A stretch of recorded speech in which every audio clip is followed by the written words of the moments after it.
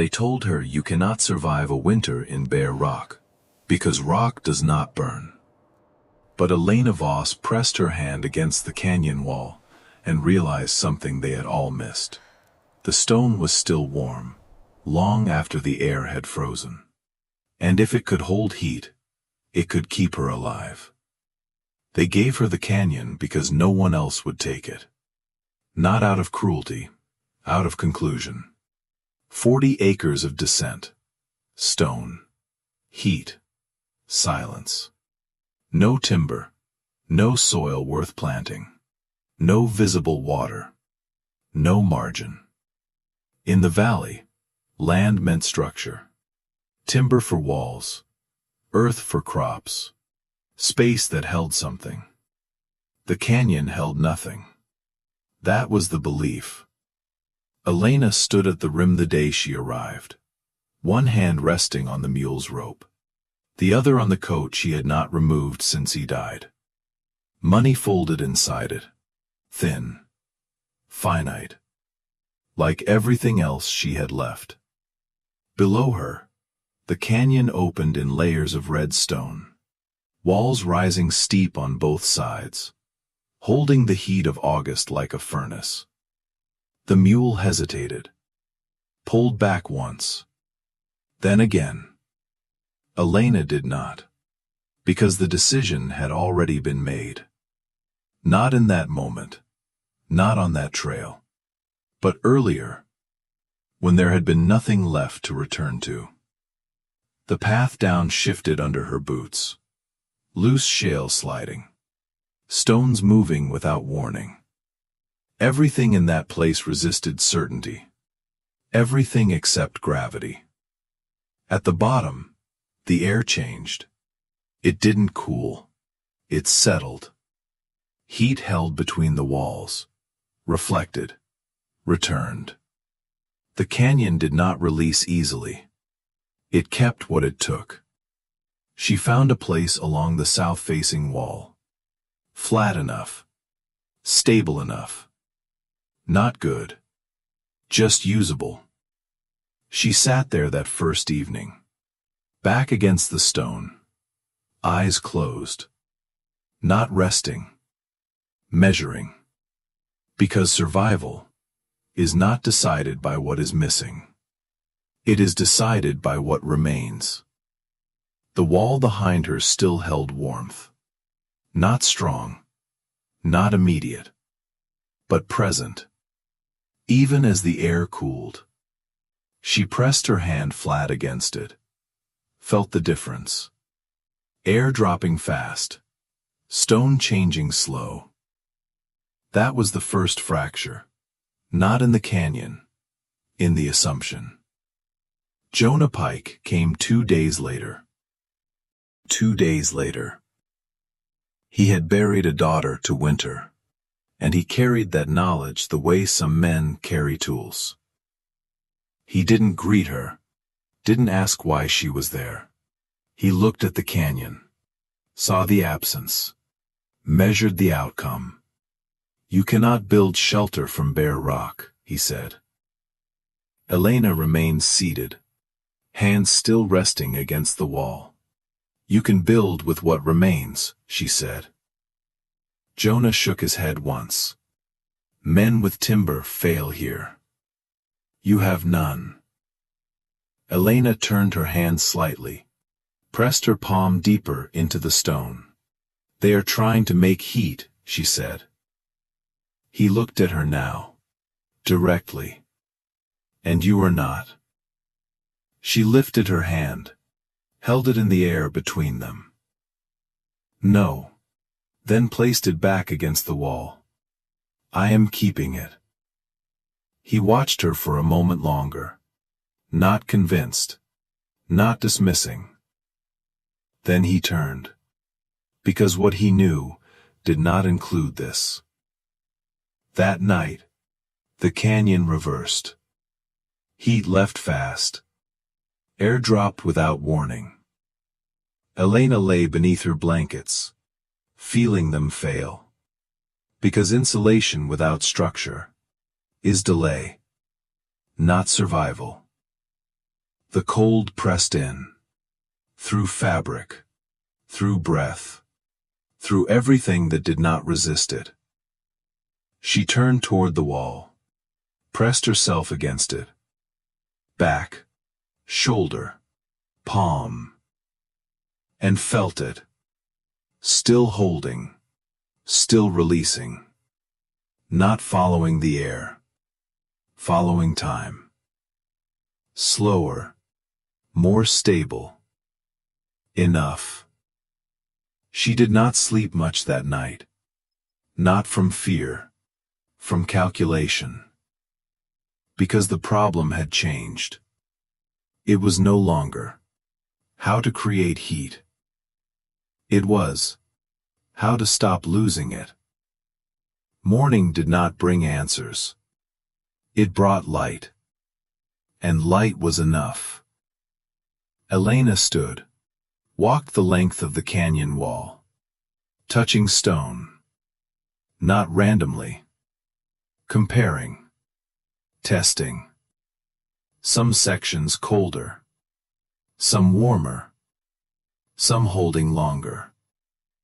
Patterns, not obvious, but consistent. She chose one. South-facing. Maximum exposure. Maximum retention. Then she bent and moved the first stone. Not to build upward. Not yet. But to define something. Inside and outside. Loss and control. The stone was heavy. Awkward in her hands. Unfamiliar. Weight was not the problem. It was the solution. She set it down, then reached for another, and another. Because what they had given her was not a place to live. It was a system that had not yet been understood. She did not build walls the way others did. Not upright, not tall, not meant to keep something out. She built inward, low, close to the ground. Because height loses heat. Volume loses heat. Air moves, and what moves escapes. Stone does not.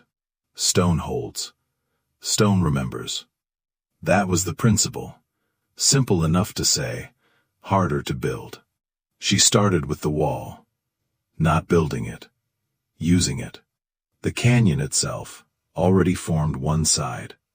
Already holding what the sun gave it. She cleared the ground along its base, scraping loose shale away, exposing the packed earth beneath. Flat enough, stable enough, enough. Then she marked the space. Not large, 6 feet wide, 4 feet deep, no more than 3 feet high. A shape that forced stillness, that denied movement, that kept air from wandering. She laid the first stones carefully, flat sides inward, edges interlocked, not stacked loosely, not placed for speed, placed for weight. Every gap mattered. Every opening, a place heat could leave. So she closed them. Not perfectly, but deliberately. Small air pockets remained. Not flowing, trapped. Still air, held between stone. That was where heat stayed longest. By the second day, her hands had changed. Skin split at the edges. Dust pressed into every line. She did not wrap them. Did not slow. Because the structure mattered more than comfort.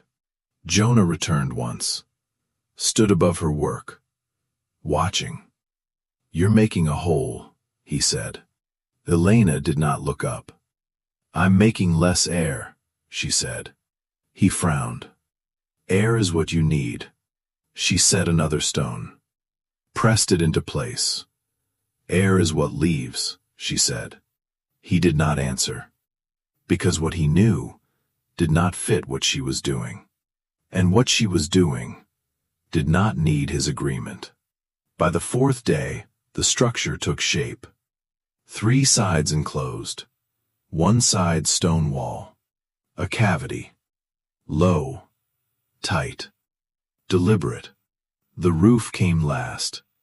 Not wood. There was none. Flat stone slabs. Laid across the top. Heavy enough to hold.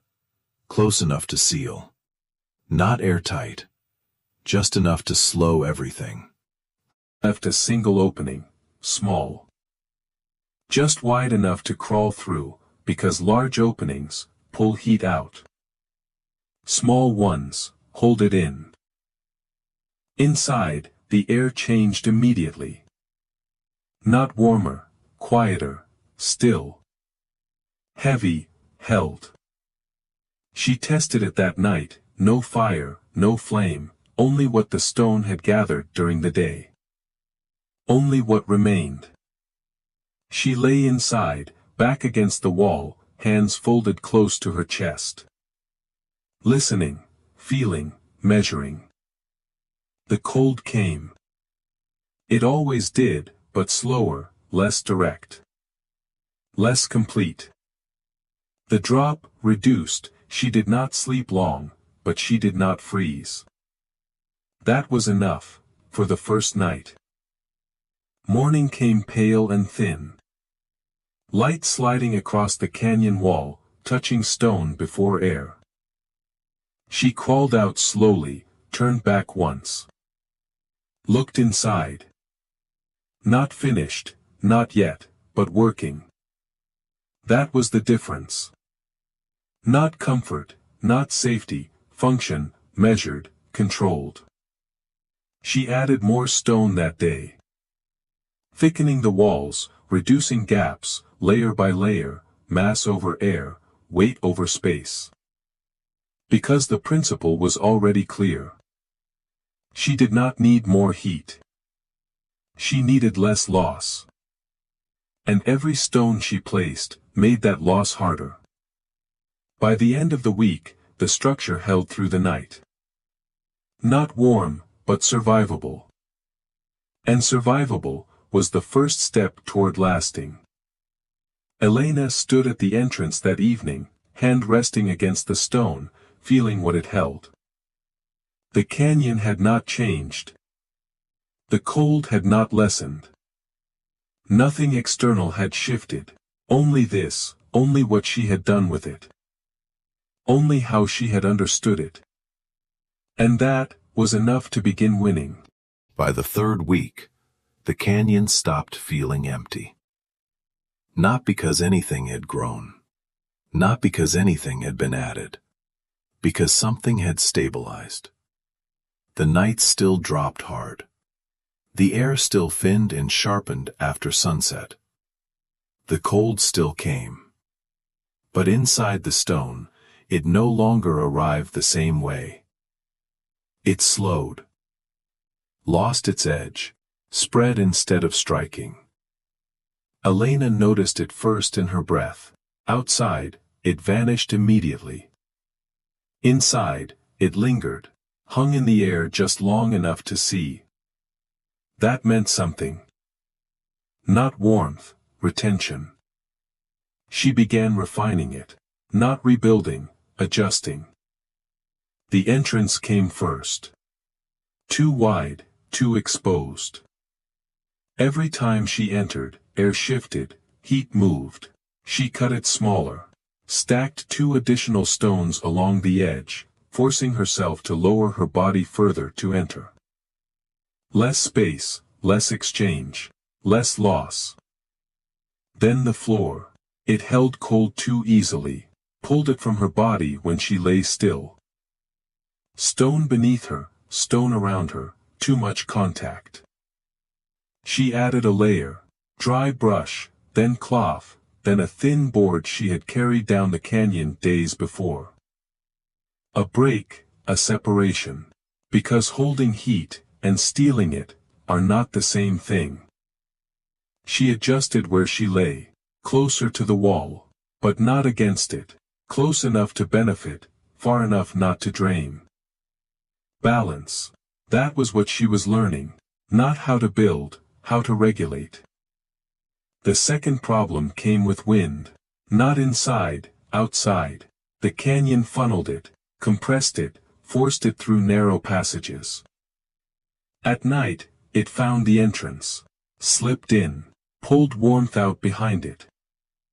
Elena watched it happen once, felt the shift, heard the change in the air. So she built a break. Not a wall, a deflection, 2 angled stones, set just outside the opening, turning the wind, not stopping it, redirecting it, so it passed instead of entered. The next night, the difference held, subtle, but enough to matter. Water became the next question. Not for drinking, for heat. She had found a shallow seep further down the canyon. Cold. Always moving. She carried it up in small amounts, not to store, to test. She placed a filled jug inside the shelter, near the wall, left it overnight. By morning, the water was warmer than the air, not by much, but measurable, present, holding. Water changed slower than air, stone changed slower than both. Together, they extended time. She added more. Not many, enough to stabilize. The system shifted again. Not warmer, less variable. And variability was what killed. Jonah came back in early November, colder now, more direct. He did not speak immediately. He stepped inside instead, bent low, sat in the space she had made, waited, feeling it. The silence lasted longer than before, because what he felt did not match what he expected. "It's not warm," he said finally. "No," Elena answered. "It isn't." He nodded once. "But it's not killing you." She looked at him, steady. "That's the difference." He ran his hand along the stone beside him, testing, understanding slowly. "You're not fighting winter," he said. She shook her head. "No." "Then what are you doing?" She held his gaze for a moment, then answered, "I'm making it take longer." That was enough. Not explanation, recognition. He stood, ducked out of the entrance, looked back once, then left, not dismissing, not doubting, carrying something with him. By the time the first true freeze came, the structure was no longer fragile. It was tuned. Every gap reduced, every surface considered, every movement controlled. The canyon still dropped below zero. The air still froze hard. Nothing outside had changed, but inside, the difference held. Small, but constant. And constant was enough to survive. The first man arrived just before the hard freeze. Not walking steadily. Not with purpose. Drifting. His steps uneven. His shoulders pulled forward, like the cold had already begun to take him apart. Elena saw him from the ridge, did not move immediately. She watched, because survival was not only about what you built, it was about what you allowed. He reached the edge of her ground, stopped, looked down toward the stone. "I heard you're staying warm," he said. Elena didn't answer, because the statement was wrong, and wrong assumptions are dangerous. "I'm not worn," she said. "I'm alive." He nodded slowly. That was enough for him, more than enough. "Can I stay?" The question came without strength, without expectation, but with need. Elena looked past him, at the canyon, at the narrowing light, then back at him. "You can try," she said. That night, there were 2 inside the stone, and everything changed, not visibly, not immediately, but in ways that mattered. Air shifted faster, heat dispersed differently. One body becomes 2, 2 changes the system. She adjusted, moved him to the far side, balanced distance, controlled contact, minimized disruption, everything deliberate. He survived the night. Barely, but enough. By morning, he understood something. Not how it worked, what it required. You don't move much, he said. No, Elena replied. Movement loses heat. He nodded, learning, quickly. Because the cold does not give time to learn slowly. 2 days later, another came, then another. Word had moved faster than winter. By the time the storm hit, there were 5. 5 bodies inside a space built for one. The canyon filled with wind, not passing this time, staying. Snow drove sideways. Stone took the impact, held. Inside, the air tightened, breath thickened. Heat shifted unpredictably. The system strained. Not breaking, changing. 5 bodies meant more heat, but also more loss. More movement, more disruption, more danger. Elena felt it first. Not in temperature, in instability. The balance was slipping. Not enough to fail, but enough to warm. Closer, she said. Less space. They shifted. Not comfortably, but correctly. She blocked part of the entrance, reduced airflow further, restricted exchange. The air grew heavier, thicker, harder to breathe. But breathing is not the same as surviving. One man tried to move, restless, panicked. Elena, I can't. She cut him off. You can, or you leave. Silence followed. Not calm. Contained. Because panic destroys systems faster than cold. He stayed. Forced stillness.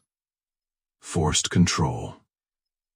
The storm lasted 3 days. No sun. No break. Outside, the canyon dropped below anything they could measure. Inside, the stone held. Not comfortably, not safely, but consistently. That was the difference. Not enough to rest, enough to endure.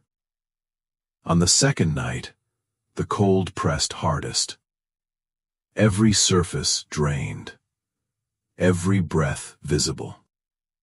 Elena placed her hand against the wall, felt it still holding, still releasing, slower than before, but present. She closed her eyes briefly.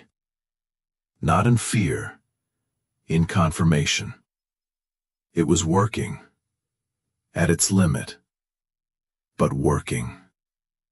On the third morning, the wind stopped. Not gradually, completely. Silence returned, heavy, unbroken. They stepped out one by one, slow, careful. The canyon had changed.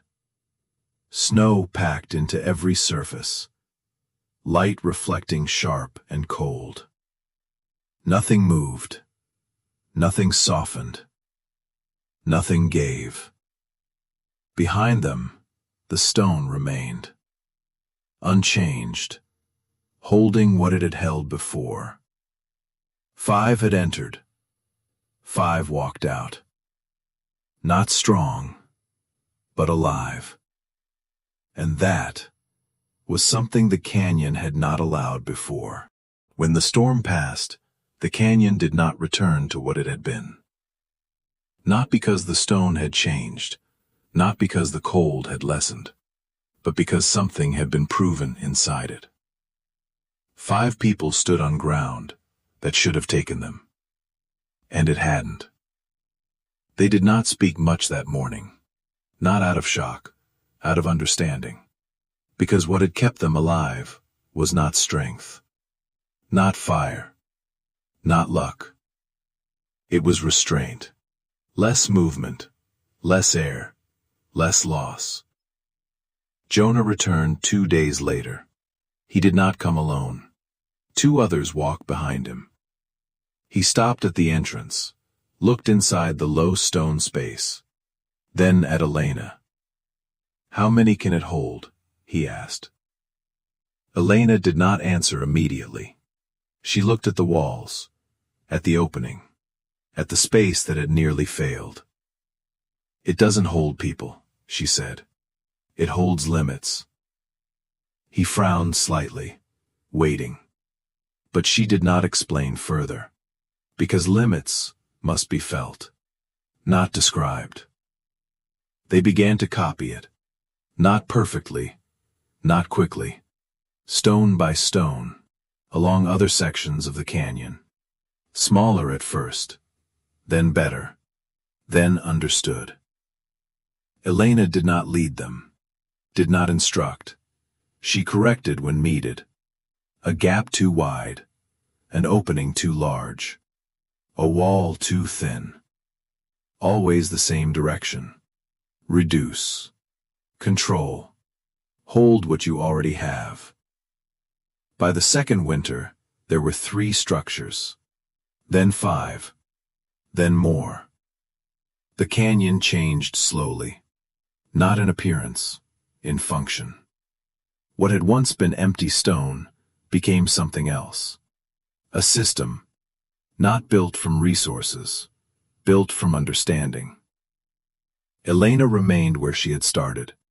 Same wall, same position.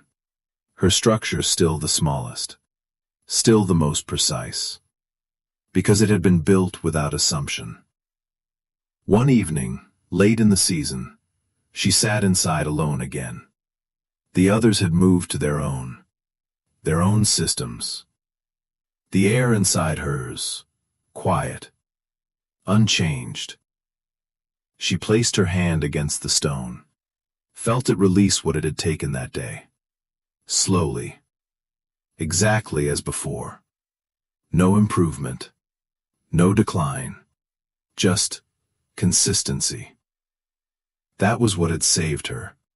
Not more heat, not better materials, less loss. Over time, she leaned back slightly, closed her eyes, not resting, remembering.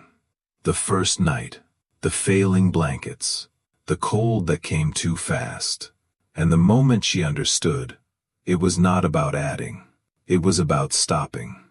Outside, the canyon held the cold as it always had, unchanged, unforgiving. But now, it was no longer empty, no longer final.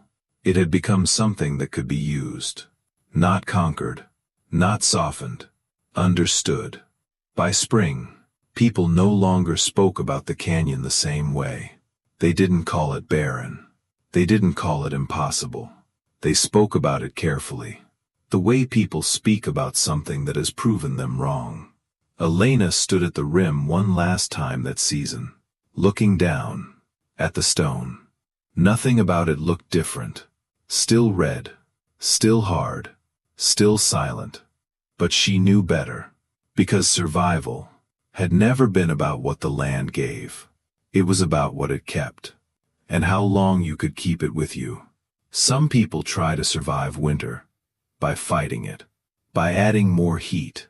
Others learn something quieter, something harder to see. That survival is not about adding more. It is about losing less. Elena Voss had learned that, stone by stone, night by night, and because she did, the canyon no longer decided who lived. It only tested who understood it.